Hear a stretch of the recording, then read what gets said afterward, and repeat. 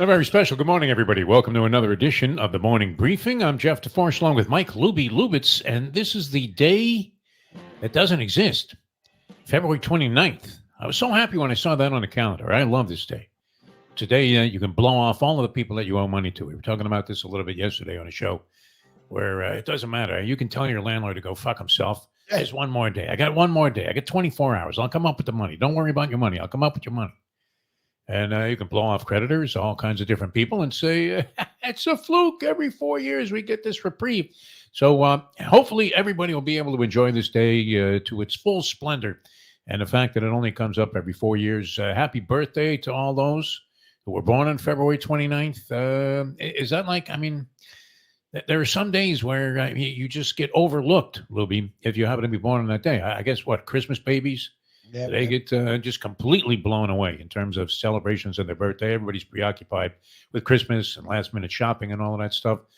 July 4th, I was born on July 5th, so I get the benefit of the celebration.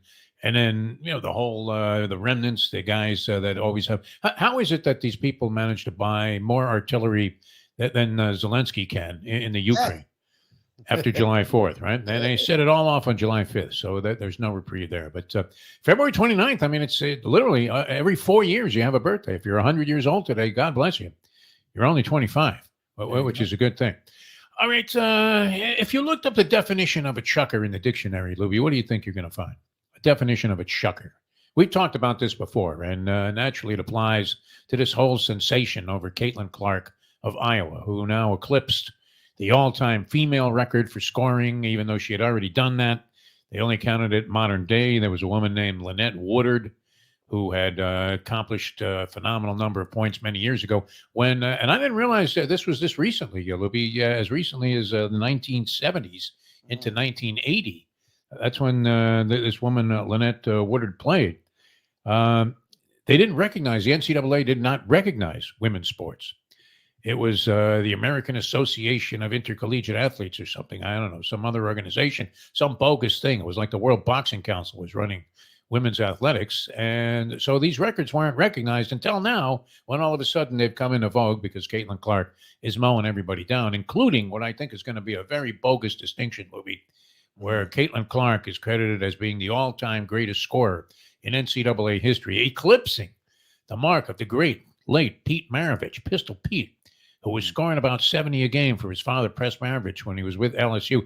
This was prior to the three-point shot, and with freshmen being ineligible. Yep. So this guy did this in 3 years against competition. His teams weren't that great at LSU. They didn't do squat. So you know that the focal point was on defending Pete Maravich. He probably had three guys draped all over him at all times, and it didn't stop him because he would come under the heading, especially as a college player.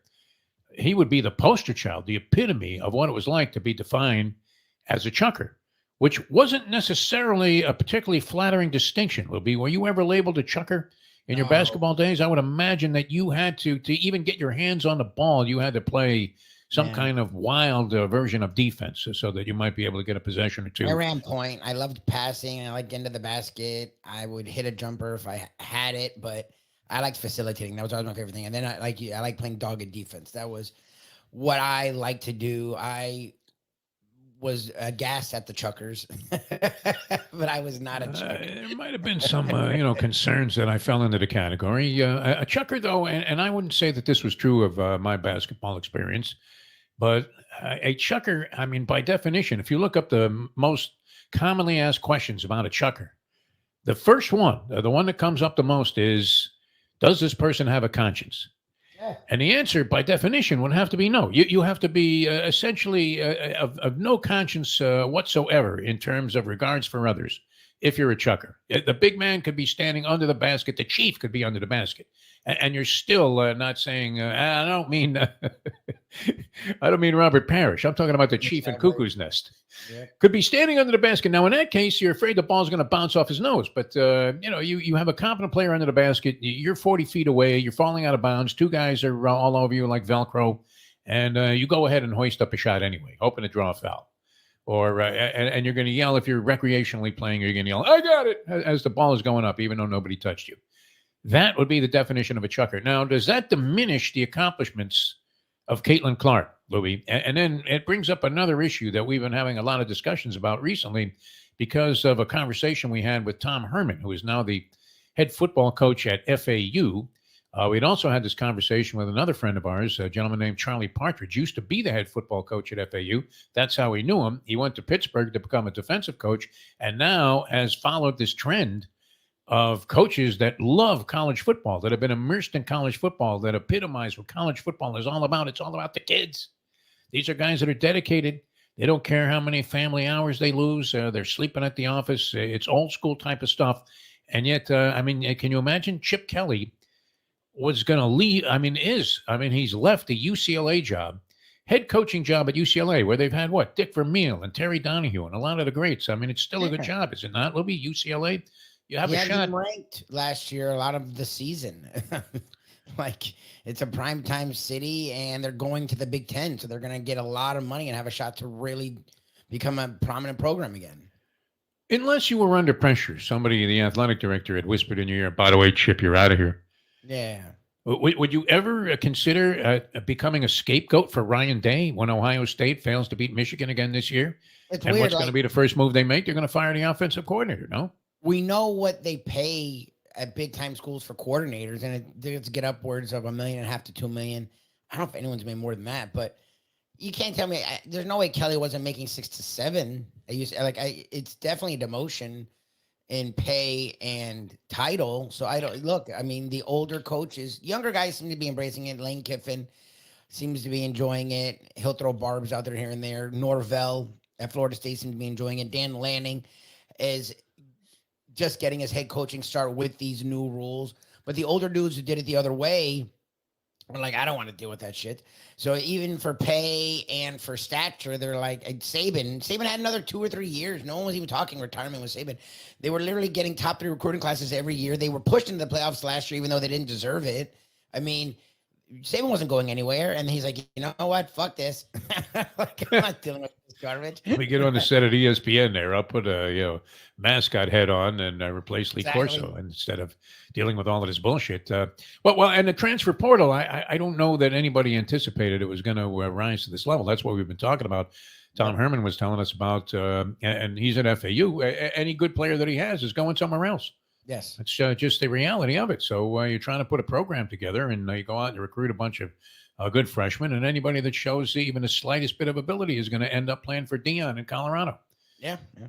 Or, some other major program. Nick Saban to leave the situation, you have to think that it's become particularly chaotic. I mean, they may as well make El Chapo from his prison cell the commissioner of the NCAA. It's crazy Wild West type of circumstances going on right now, and literally is driving people out of the game. Now the reverse of that is, because there's so much money involved in college athletics right now, and it's all in the open and on the table, you have a situation where Caitlin Clark, normally anybody with the kind of ability to go pro that's at the college level, is screaming about their rights to be able to determine their own fate and chart their own course of action. I mean, if you can have somebody that is getting paid as a consultant for some company that's going to MIT as a freshman, why shouldn't, and essentially becoming a professional, why shouldn't these athletes have every right to go pro immediately? Now, a lot of that has changed over the years, but you're still, you never thought you would see a situation where people wanted to stay in school instead of going pro. Where you would have to take a giant pay cut to be the number 1 overall pick of the WNBA. Oh, yeah. Which I don't know how great of a distinction that is, but it certainly would mean something. Caitlin Clark would be that, but she has another year of eligibility left, and I would imagine, is there a line on this? I would think she's coming back to Iowa next year. NIL for her next year being her last year reigning and all that crap is going to be fucking insane. You'll see her in that. She's become a national... not sensation, a national name. So, look, she'll get that money with the WNBA early on, but it's not, who knows what she's going to be in WNBA. We know what she is in college. The money she's going to get. She's going to be a chucker in the WNBA, of course. What do you think? When you're a chucker, you're a chucker. You don't stop being a chucker. No. You're chucking the ball every time you get a chance. I mean, you're coming across midcourt and starting to think about where you're taking your shot from. You're Trae Young. I mean, that was a valid comparison. A lot of people were insulted by that. or thought it was insulting to Caitlin Clark to compare her to the collegiate version of Trae Young. But in what way does she not resemble Trae Young? I guess the only way would be the number of assists that she accumulates, because Trae Young, in spite of the fact that he's a blatant chucker, is nonetheless one of the leaders in assists in the NBA year after year after year, including this year, where he's averaging about 10 a game, a pretty significant number, 10 dimes a game, as they say. I don't know about Caitlin Clark's statistics when it comes to assists, but I would imagine that they're fairly scant compared to other players that are more inclined to pass the basketball, because even last night, she's just hitting shot after shot. That's the other characteristic of a chucker, though. They are capable of sensational runs of made baskets. And she is that. You're talking about college basketball. I mean, it's the time of the year where one of our good friends rode a certain player to a nice run. And if he had really had the balls, would have had one of the historic runs from a degenerate standpoint. I mean, Kemba Walker, for all that he was at UConn, was a chucker. He just would get really hot, and you would go, get the fuck out of his way. That was it, yeah. Just let him do his thing. Which, had we done that and parlayed from the Big East tournament all the way through the title game of the NCAA, if we'd just taken $100 and parlayed it on UConn, which was a suggestion, a proposition that was put out there. It was in the broad spectrum of conversation among our degenerate friends. And did we do it? No. No way. You assholes. That would have been worth hundreds of thousands of dollars in the $100 parlay just for riding like 13 games. Unbelievable. Would have been great. We didn't do it. No, but Kemba Walker was chucking all over the place. There have been other guys that have had phenomenal tournament runs where they were chuckers. Yes. You can think of Cazzie Russell was one when he was with Michigan. I mean, he was just chucking out of the corner, and it was great. Everything was going in. He was a lot of fun to watch, very entertaining, which Caitlin Clark is. But getting back to the conversation, while she's going to be inclined to stay in school, all of these other players, they're getting raided right and left. They literally, Rick Pitino, there was an article today, Pitino was thinking he just goes into a defensive shell here in hopes that he's losing a lot of players to eligibility, but the transfer portal immediately becomes a giant factor after the season. It is definitely I don't know. They're not on the threshold of chaos. They're involved in college athletics right now in just blatant, uncontrolled, chaotic situations. Oh, yeah, for sure. And I don't know, is the cream of the crop still going to remain there? I would imagine so somehow. Because you're figuring they were funneling these players money to begin with. Yeah. I mean, look, they're just whining because it's not as easy. But Georgia was still there, and Alabama was still there, and Texas, where the money is still finds its way. I mean, But what I love, though, is that the people that are doing the greatest complaining, as always was the case with Nick Saban, are the people that are benefiting the most from the situation. 100%. As you have everybody crying about, this name, image, and likeness is going to ruin everything. They're the ones that are doling out the most money. Yeah, they find a way. I mean, get out of here. Look, it needs to be reined in, obviously. It shouldn't be worse than the pros. And Tom Herman, we had on our show the other day, talked about it, saying and I think of it like this, in the pros, at least you have contracts and you have to live by the contract. Yeah. Sometimes guys have holdouts or whatever when they're near the end of a contract. For the most part, you get a contract, you play at least multiple years. College, that doesn't exist. College actually now has superseded the pros in being more wide open. So yeah, they need to rein it in, but the idea that it's ever going to go, the genie's going back in the lamp, that's not happening. Like, players are going to get paid and they have to figure out how to work it. Yes, and as these guys are complaining about the situation, they are mulling over adding more teams to the expanded playoffs. I rest my case. Don't need to be Judge Judy to figure this one out. My opinion is the only one that counts, right? These guys are assholes, and they're making their own bed, and they're exacerbating the situation and doing everything in their power to continue to take advantage of it by adding more playoff games, which are what? I mean, they're only meaningful because somebody tells us they're meaningful. Yes. 14 teams in the postseason for college football. Why not just make it 64 at that point? Exactly. You'll have Lenardi's talking about the first four out, things like that. All right, that's going to do it for us. A lot of things happening yesterday. The Lakers, with a big run by LeBron in the fourth quarter, knocked off the Clippers. That was crazy. On the Clippers' home wood. Does that mean what? That they're, like the 5 Clipper fans that there are? Yeah, I mean, when it's a or in their Laker regular seats while the Lakers dominated the rest of the crowd. I I presume would it's think. a Laker home court. LeBron James, though, if he's not the greatest of all time, then nobody is. That's just the truth. It's just, I mean, it depends. You can do what you want because people do the nostalgia bullshit, and that's fine. Like, I have guys that are my age and do the nostalgia bullshit with Jordan. I'm like, dude, you were like 4. Like, Yeah. I grew up with Jordan there, but I can decipher. Like, you're younger than me. You were like 8. Like, well, he'll never be Jordan. Look, if you want to be that and you're in your 60s, fine. But like people my age doing it, it's like whatever you want to do. If you want to take the entirety, the fact that Jordan retired twice, the fact that Jordan played 12 years, the fact that Jordan didn't do it for multiple teams, the fact that Jordan didn't do it, like there's so many things, knocks against Jordan that people don't take into account that are pro LeBron. Yeah, LeBron's, I don't want to say a prima donna, 100%. And LeBron, I'm just looking at a 40-year-old LeBron getting like 20 points in the fourth quarter last night against the Clippers team. Arguably a top 5 player in the league. He's at worst a top 10 player in the league at fucking 40. It's amazing. Yeah, after 20 years of doing this. And he's played 20 years straight. He hasn't taken any years off. He's never injured. He's never missed months. He's never missed half a year. Like, it's, you can hate him, whatever. It's fucking ridiculous what he is still. Without question. I don't think there's any comparison. It's, at this point, it's LeBron and everybody else. Yeah, that's just what it feels like. Again, you can make Jordan the GOAT, do whatever you want, but like the best overall ever. It's in the career he's had is nuts. Like, it's just ridiculous that he's still doing it.